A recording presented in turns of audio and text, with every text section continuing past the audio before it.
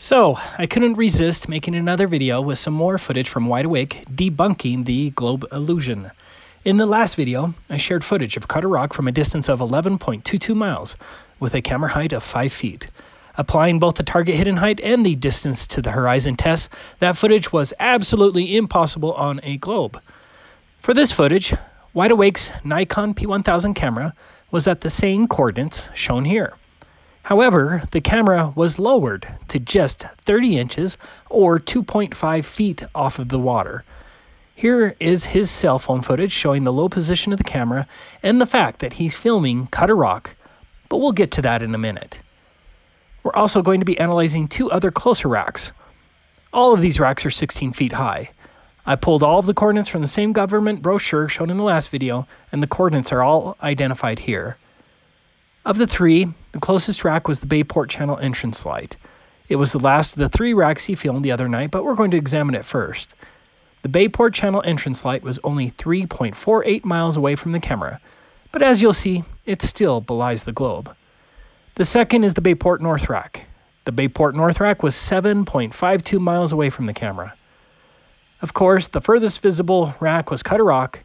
It was at a distance of 11.22 miles. Let's begin with the footage of the Bayport Channel entrance light. The footage looks different because Wide Awake adjusted the brightness, saturation, and contrast on the camera to make it more visible in the low light. The Bayport Channel entrance light was 3.48 miles away from the camera. According to the globe math, at least 1.6 feet should have been hidden behind the alleged Earth's curvature. That's not huge, but notice where the horizon is. The rack was 3.48 miles away, but the globe horizon was supposed to be under 1.9 miles. The horizon is obviously much further than the rack, proving that none of the rack is being hidden behind a curvature. The curvature is missing. The globe model fails already, but it gets much worse. Next, this is footage of the Bayport North rack. At a distance of 7.52 miles and a camera height of 2.5 feet, 21 feet should be hidden behind the purported curvature. That means the entire 16-foot rack should be hidden behind a curvature bulge with 5 feet to spare. Can you guess how much is being hidden behind a curvature bulge? Absolutely nothing is being obstructed because the horizon extends many miles beyond the rack. This is a big globe killer, but let's get to the Cutter Rock coup de grace. But let's listen to Wide Awake here as he pans to Cutter Rock.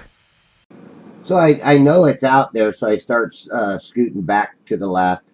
And Cutter's Rock is out there between the North Rack and the Bayport Rack. From my perspective position, standing out in front of Pine Island. I'm down below the seawall. I'm down below the observation deck. And, you know, you even see these boats going by. That there's no way that you can say that refraction is capable of pulling up 10 miles of the horizon. It's just absolutely impossible. And this is where I think if they had the technology that we have today with these zoom cameras, science wouldn't have came up with this bullshit refraction business that they give us and feed us and tell us that this is why you're able to see around the corner or around curves. It's not possible, especially in real life. Sure, you can do tricks, parlor tricks, and show people a curve, but in reality, you cannot. There it is, Cutter Rock, 11.22 miles away and at a low camera height of 2.5 feet. According to the globe math, 57 feet should be hidden behind the Earth's alleged curvature. That would be enough curvature to hide this quite revealing 57-foot statue of Bahubali.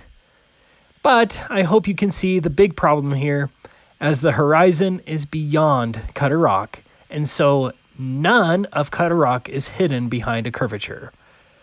Remember, the globe states that the horizon must be closer than 1.9 miles, and it's further than 11.22 miles. Now, compare all three of the racks. I arranged the frames of the racks to line up at the actual horizon so that you can see how the bases and sizes of the racks rise up perspectively.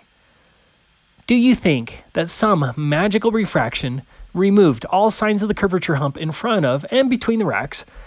Then refraction sent the horizon 10 miles further than it's supposed to be, and still managed to leave the bird racks intact and unaffected by the disappearing and reappearing bulges of water?